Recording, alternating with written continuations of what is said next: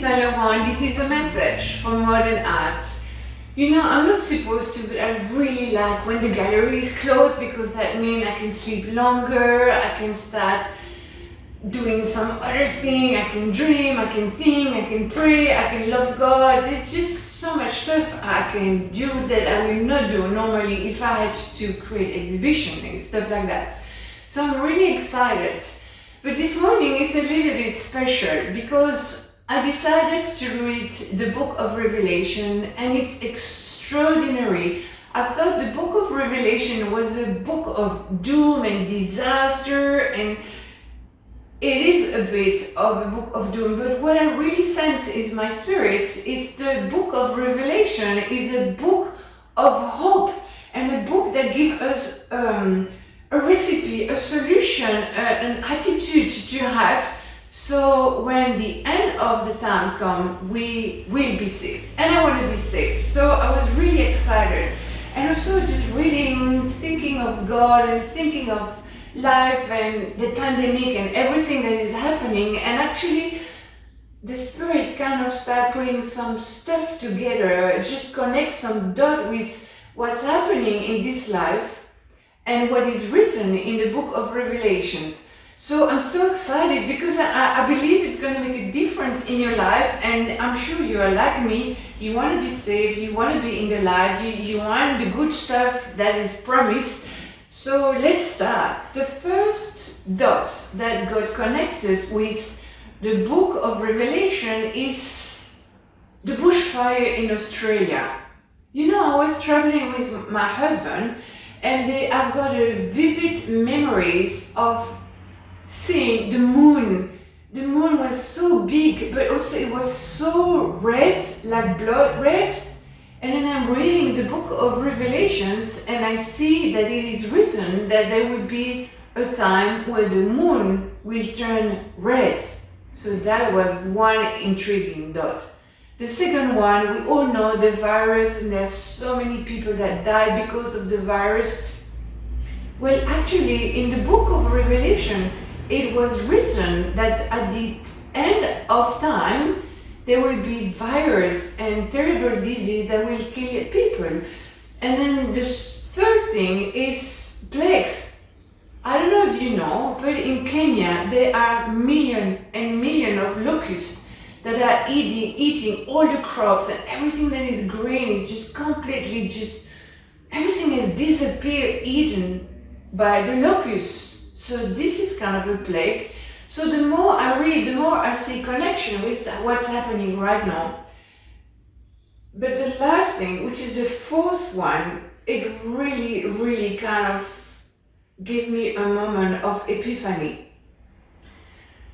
There is a little story in the book of Revelation that said that two witnesses of Christ will be murdered. And it's written that all the nation will see the murder. And actually that was 2,000 years ago that it was written, so how can they say that? Because they didn't have the technology. But right now, in this life, in this time, we have something really important that just happened, and it resonates with what is written in the book of Revelation. You all know the story of this terrible story of this African American that got killed by a policeman. And actually, all the nations could see the murder. We could see the murder because of the technology. Everybody on the mobile could see this horrific event. So that means we reach a time where what was prophesied is happening. So, I don't want to give you a message of doom. The end of time is not here and now. It's not possible. And I'm not God, but the end of time in the book of Revelations say that 25% of the population will die because of a virus. We haven't reached that number. So we know it's going to happen. It is written. And we know the future is not going to get better. But there's one way out. share this way out so you remember what to do, because it's so simple and I'm so excited to share that with you. Bear with me. So we know that Jesus came to save the world. It is written. That was his mission. He came from eternity into planet Earth to save the world. But he said, I come here to save the world. I don't come here to judge the world. He said, I'm not going to judge you, but my word will judge you. My word will judge us. So the question is, what is the word of Jesus that will judge us? What is the thing that we need to do so we can be saved, that we can go from darkness to light, from doom to hope and favor and all the promise of God, healing, restoration, eternal life. I mean, there is so much promise. How do we tap in that dimension? So Jesus is very simple. We are going to be judged by his words. What is his words? The first thing he said that is so important is to say, love God with all your heart, with all your soul, and with all your intellect. That's it. Love God with everything you have in you. Love God. And then he said, love your neighbor as yourself. Love your neighbor as yourself. So it's very much three things for us to be saved. Love God,